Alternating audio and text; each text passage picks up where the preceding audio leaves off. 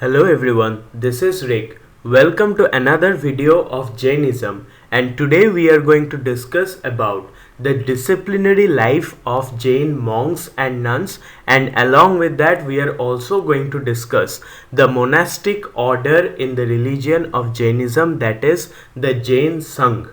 So without doing any delay, let's get into details. Jain Asceticism and Ahimsa. So, what was the practice of non-violence that was followed by the Jain monks, and how was their ascetic life? Jain ascetics rigorously practice ahimsa, refraining from harm to any living beings with more than one sense, ekendriya. So, living beings which have more than one sense, who are called as ekendriya, cannot be harmed by any means by a Jain monk. That was the practice, and it was very much rigorously followed. Sallekhana, or voluntary death by fasting, is revered, embodying the ultimate non-violent renunciation. So the monk, when he thought that his purpose in the world has been fulfilled, he did a thing called Sallekhana, which means that voluntary death by fasting, means giving up one's life by intense fasting, and this was one of the most revered practice in the religion of Jainism. Monks and nuns avoid activities that could harm earth bodies, which is thavara, such as digging, to protect microscopic life. So this is an extreme form of ahimsa or non-violence, where the monks and nuns even avoided digging, which means harming the earth according to Jain philosophy. And why was it done? It was to protect the microscopic life which resides on the earth. Therefore, any activities which avoids or harms the earth bodies should be avoided. The practice of avoiding harm extends to air bodies, fire bodies, and water bodies, avoiding actions like fanning oneself or extinguishing flames. So even fanning oneself for the purpose of comfort was avoided by the Jain monks, because according to their philosophy it was harm to air bodies, means living things are there, even in microscopic amount living things are there everywhere, therefore nothing can be harmed, and that includes air bodies, fire bodies, and water bodies, along with earth bodies. The Digamvara and Svetamvara sects differ in their adherence to dietary restrictions, with Svetamvara monks allowing dairy consumption. So Digamvara monks did not even consume dairy products, but Svetamvara monks had a kind of liberal policy towards the dietary restriction, and therefore they were allowed to consume dairy products. Now, Jain monastic conduct. How was the monastic discipline in the religion? Ascetics are forbidden from bathing, swimming, or walking in the rain to avoid harm to microscopic forms in water. So this is extreme form of asceticism or non-violence, where walking was also done with caution, so that any kind of microscopic life does not get harmed, and that practice extends to bathing and swimming also, to prevent microscopic life in water from getting harmed. They are not to light or extinguish flames to prevent harm to beings associated with fire. So Jain monks believe that there are some kind of living organisms which live by associating themselves with fire. So whenever some kind of fire is burning, no one is to extinguish it, because according to their philosophy it will harm the beings who are associated with fire. Digamvara monks carry Rajoharana, a small broom, to sweep the ground and avoid harming insects. So before they walk on any piece of ground, or before their feet falls on any of the earthly objects, they are to sweep it with a small broom which is called Rajoharana, and that sweeping prevents the microscopic organism from getting harmed by their footsteps. So before walking, they will have to sweep the path on which they are about to walk on. A kamandalu or water gourd is used for hygiene, symbolizing the monk's minimal needs and non-attachment. So only one water gourd is used, which is called as kamandalu, and thus we get to know that monks had minimum necessity of attachment towards any kind of materialistic things. Detailed care in daily living is observed to ensure non-violence is upheld in every action. So their prime focus was not to harm any living being, and thus detailed care in their daily life activities was very much observed, and with prime focus to observe the practice of non-violence. Now, Jain lay discipline, who were the lay followers in the religion, and even though not being inside the monastic order, how did they adhere to the principle of Jain discipline? The Jain lay persons follow the 5 anubrathas, which are lesser vows compared to monks, but still aimed at living a life of non-violence. So their vows were lesser vows compared to the strictness followed by the monks, but still it was aimed at focusing on non-violence. Lay Jains are encouraged to engage in professions that minimize harm, steering clear from occupations like hunting or agriculture, which involve killing. So lay person who followed the philosophy of Jainism were told to engage themselves or to practice any kind of profession that did not hurt any other living being, and thus hunting was excessively not done, and agriculture was also avoided because it involves killing of animals or microscopic organisms. The practice of dan or charitable giving is emphasized, providing for monks and nuns as means of lay religious merit. So the practice of dan, which means a kindness, a charitable giving, is very much focused upon that, and through that policy the monks and nuns obtained their means of livelihood.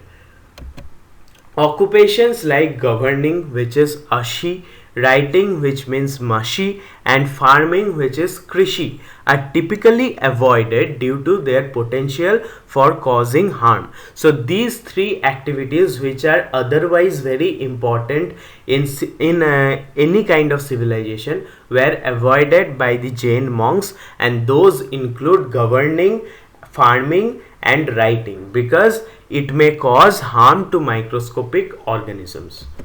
Jainism recognizes the complexity of lay life and allows for a balance between spiritual practices and household responsibilities. So Jain monks accept the fact that it is very much complex to follow Jainism in a lay person's life. Therefore, it aims to bring on a balance between spiritual practices and household responsibilities. But otherwise, it is a very hard practice to be a Jain in daily life of a civilization. Jainism social reach and transformation. How was the influence of Jainism in the society, and how did it transform? Jainism spreads across various social classes, integrating the monastic community and lay believers. So even though it was very strict, but still it spread across various kinds of social classes, and it integrated the monastic community and the lay followers of Jainism also.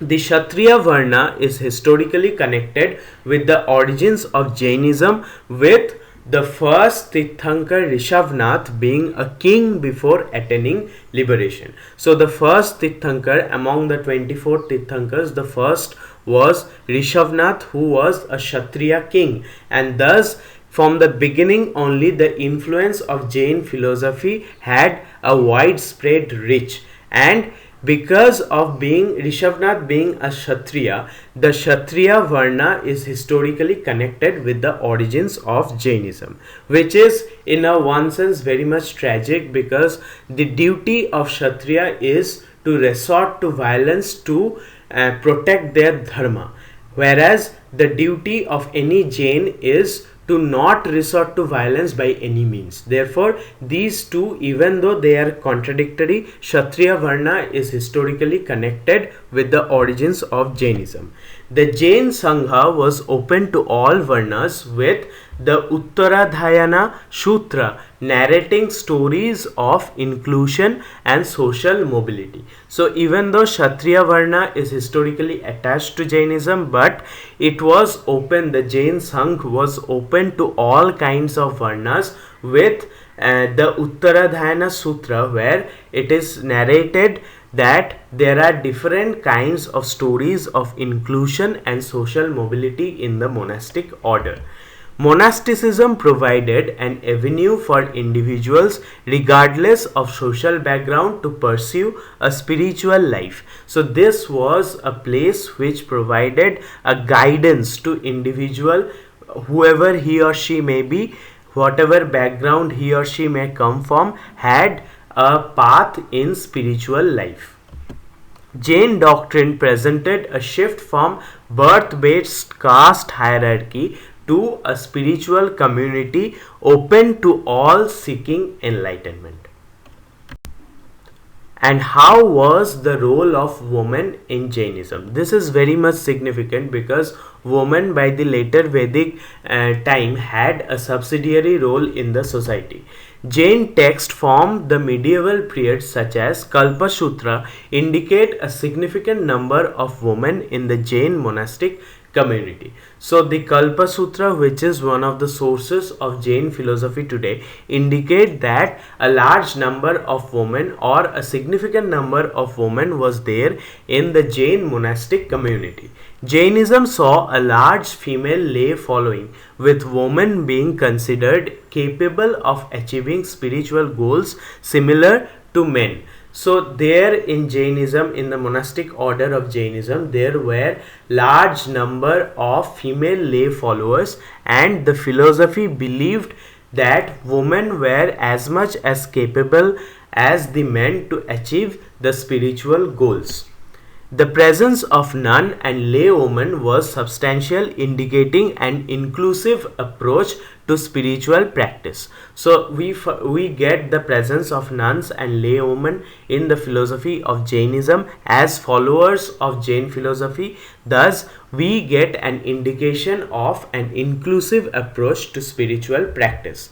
Despite the debate on potential of women to attain salvation, historical accounts show women were integral to Jain community. So there is a debate whether women were able or women were capable enough to achieve salvation, but still the presence of the historical accounts show that women were very much integral to the Jain community. Women were respected within the Jain fold and could take on roles such as Aryaka and or Sadhvi, emphasizing equality in spiritual pursuit. So women were very much held in high honor in the monastic principles of Jainism, and they could become an Aryaka or a Sadhvi, emphasizing that they were capable enough to achieve the spiritual goals. Jain asceticism and gender roles. How was the ascetic practices in the monastic order different according to different kinds of gender? Digambara Jains hold that nudity is critical to the aspect of renunciation, leading to a male-dominated monastic tradition due to societal norms regarding female nudity. So according to the Digambara sect of Jainism, nudity was a special criteria to achieve renunciation. It was a compulsory criteria because according to their views, when Mahabir attained the enlightenment, he did not have any possession, not even a cloth in his body. And thus with this view, there was a tendency for a male dominated monastic tradition due to societal norms regarding female nudity. Swetamvara Jains permit women to wear white robes and participate fully in monastic life. So Swetamvara Jains were very much liberal compared to that of the Digambara counterpart. Therefore, they allowed women to wear white robes, and thus women could fully participate in the monastic life. Both sects practice gender equality in spiritual aspirations, though cultural and societal norms have influenced the expression of these practices. So, philosophically, both the sects believe that women are as much as capable as men to achieve the spiritual goals, even though culturally it may not have been always reflected as such, but theoretically they believe in gender equality. The role of women as teachers and spiritual leaders is very much acknowledged, with historical figures like Malli being revered as Tirthankar. So Malli is another historical woman figure among the Jain philosophers who is revered as much as the other Tirthankars, and therefore we come to an understanding that the role of women as teachers and spiritual guides were very much significant in the Jain monastic order.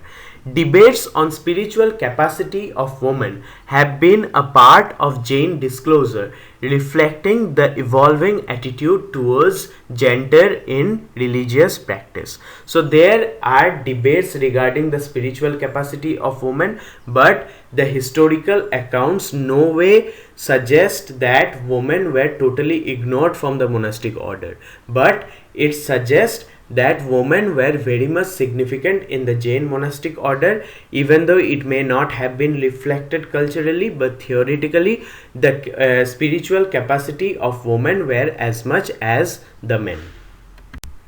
Jain monastic discipline and lay expectations. How was the Jain monastic discipline, and what were the expectations from the lay followers in the philosophy of Jainism? Jain ascetics follow strict monastic discipline encompassing practices such as fasting, meditating, and scripture study. So they follow a very much disciplinary life, and in their daily practices they include activities like fasting, meditating, and scripture study. Lay persons are expected to uphold the principle of non-violence through the practice of 5 anuvratas mirroring the monks' vows. So they must practice the 5 anuvratas, which means they should not harm any kind of living beings, and that is the prime focus of that should be the prime focus of any lay person in Jainism. And thus, even though they were adhered to the lesser vows than the monks, but still they had to mirror the monks' vows in the society. The ascetic discipline is aimed at purifying karma and achieving liberation from the cycle of birth and death. So the ultimate goal for having such an ascetic discipline was to get liberated from the cycle of birth and rebirth and wear out the effect of karma in one's life. Lay Jains are encouraged to practice self-restraint and engage in religious activities such as temple worship and scripture study. So any follower of Jainism should practice self-restraint and engage in all kind of religious activities like doing welfare for the society, temple worship, and scripture study. The Jain community affords the ideal that all life forms, irrespective of their sensory capabilities, deserve protection and care, and that is the prime focus of the Jain philosophy, that by no means we should avoid the philosophy of non-violence. Non-violence is the prime focus in Jain philosophy. Historical anecdotes reflecting Jain values. So there are many stories where Jain values or Jain discipline of life has been reflected. The Uttaradhyana Sutra narrates the story of Harikeshi, a Jain monk who exemplified the Jain virtues of forgiveness and compassion. So this is a text that narrates a story of the leading character called Harikeshi, who was a Jain monk, and through this story we come to know that Harikeshi upheld the Jain virtues of forgiveness and compassion. Jain texts document interactions with other Varnas, showing how Jainism navigated the complex social fabric of ancient India. So Jainism originated during the later Vedic period, and thus the documents of Jainism shows interactions with many kind of varnas in the society, and thus we get to understand the inclusive nature of Jainism, where it navigated through the complex social structure. Brahmanas the Brahmana Varna's interactions with Jainism illustrate the religion's influence and acceptance of its tenets across different social strata. So there is interaction between Brahmana caste, Brahmana Varna, with the philosophy of Jainism, and thus we get to understand the influence of the religion. Chief disciples of Mahavira belonging to Brahmana Varna indicate the cross-Varna appeal and reach of Jain teachings. So there were many disciples of Mahavir, and many of them were from the Brahman Varna, and therefore we understand that the Jain teachings crossed the boundaries of social complexity and had huge influence in the society at that point of time. Jainism's historical openness to various backgrounds has helped promote a diverse, inclusive religious community. Jainism and social order. How did the social order of the contemporary time have its effect on Jainism, or how did they influence each other? The social composition of the Jain Sangh reflects a diversity of backgrounds, with the Kshatriya Varna being prominently represented. So even though all the Jain followers come from different kind of backgrounds, but still Kshatriya Varna has been prominently represented in the religion of Jainism. Jain texts emphasize a shift from birth-based social hierarchy to a spiritual community open to all seekers of enlightenment. So here was a place where your background didn't matter, your birth didn't matter, your hereditary didn't matter. Here all that mattered was the thirst of spiritual enlightenment. The Sangh's membership included individuals from various social backgrounds, indicating its inclusive nature. So in the Sangh, many kinds of people from different kind of background were included, and thus we get to understand the inclusive nature of the Jain monastic order. The Jain doctrine redefined the concept of Brahmana, basing it on virtues rather than birth, highlighting the religion's reformist approach. So in the later Vedic time, the society was divided into various complex caste system and jati system. Therefore the doctrine, the Jain doctrine, where Brahmana has been redefined, indicates that the Jain philosophy aimed at a reformist approach. The prominence of Brahmana teachers in Jain tradition underscores the fluidity of social roles within the Jain community. So many Brahmins, high class people from the Brahmin Varna, were teachers in the Jain tradition, and thus we get to understand a fluidity of interaction between Jain and the social order at that point of time. Jain views on woman and salvation. What was the view of Jain philosophy regarding different gender, especially the woman? Jainism faced internal debates on the spiritual capacity of women, with some sects questioning whether women could achieve liberation. Digambara sect being one such sect, where they didn't believe, they restricted women towards getting spiritual liberation. Therefore, Jainism had faced internal debates between different kinds of sects within itself regarding whether women had the capability to attain spiritual freedom or not.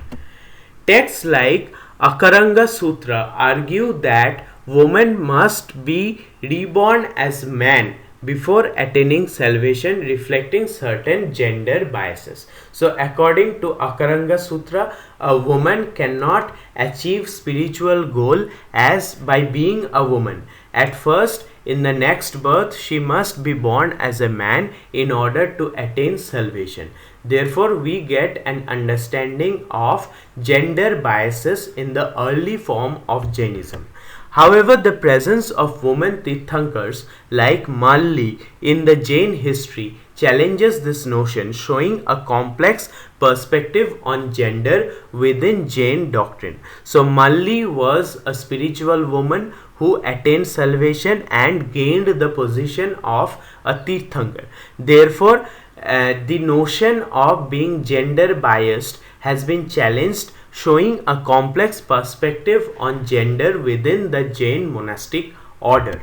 The Swetamvara tradition in particular holds that women can achieve salvation, highlighting differences in interpretation among Jain sects. So the Swetamvara sect, unlike the Digambaras, believed that women were very much capable and believed in gender equality. Therefore, we get a formation of change in the Jain view regarding women. Despite differing views, Jainism generally affords the potential for spiritual liberation regardless of gender. So there have been differing views regarding the position of women in the monastic order, or the capability of women to attain spiritual freedom. But despite all these differing views, it can be upheld that the potential for spiritual liberation was very much equal in the philosophy of Jainism, at least theoretically.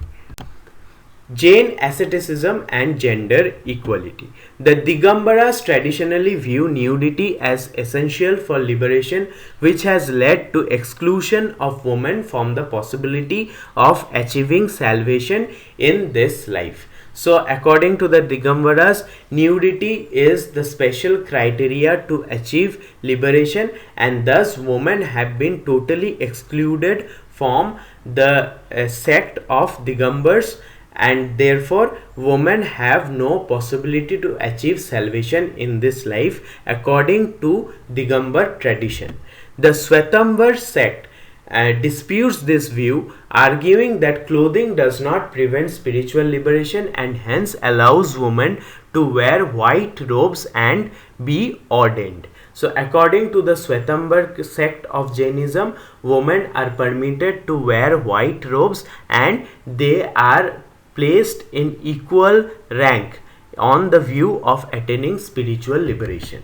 The differing views on ascetic nudity reflect broader social attitude towards the gender and interpretation of religious texts. The Jain texts and historical practices display a spectrum of views on the role and spiritual potential of women within the faith. So there have been differing views according to different sects of Jainism, but the women within the faith have been included in the later phases of Jainism. Thus, we get a broader perspective of the society in this religion. These differing perspectives within Jainism reflect an ongoing dialogue about gender and spirituality in the religion. Transformation of the Jain community. How did the Jain community transform? The Jain community historically included people from various social and economic backgrounds, challenging the rigid Varna distinction. As we have seen that in the later Vedic time, the Varna distinction within the society was very rigid. However, the Jain community included people from various social and economic backgrounds, and thus they challenged the rigid Varna system which was existing in those times. Ascetics like Harikeshi, who came from a low varna, demonstrate Jainism's openness to social mobility and meritocracy. So, your background didn't matter in the Jain religion. All that mattered was spiritual merit and your openness towards accepting the spiritual knowledge, and that has been defined by ascetics like Harikeshi, who came from a low varna. The Jain Sangh's acceptance of members from different social strata facilitated the spread of Jain values across ancient Indian society. The integration of Brahmanas into the Jain monastic order illustrates the religion's broad appeal and transformative social impact. So many Brahmanas came to be included in the monastic order, and thus we get a broad appeal and transformative nature in the Jain community. Jainism's adaptation and flexibility in social matters have contributed to its survival and growth through centuries. Now, Jainism's ethical teachings and lay adherence. How did the lay people adhere to the ethical teachings in the religion of Jainism? Jain lay people are encouraged to lead ethical lives by following 5 lesser vows, which are called as anubratas, and they mirror the monastic code of conduct. So their vows are less strict and less disciplined than the Jain monks, but still they are encouraged and expected to follow the ethical vows called anubratas, and thus they will reflect the monastic order in the society.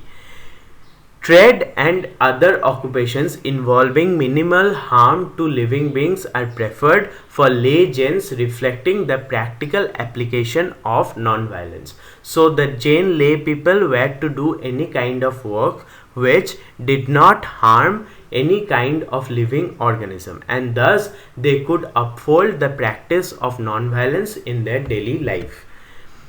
The emphasis on charity, which is dan, as means of acquiring merit, shows the interconnectedness of monastic and lay communities. So dan was a means of acquiring merit, and that connects the lay people with the monastic community.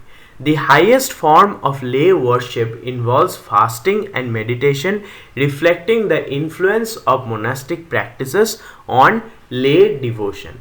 So the lay person could do the highest form of worship through the practice of fasting and meditation. Jainism balances the spiritual aspirations of the laity with practicalities of household life, promoting a supportive relationship between monks and lay followers. Gender and salvation in Jainism. How was gender viewed in Jainism, and how was salvation acquired by following different kind of spiritual goals?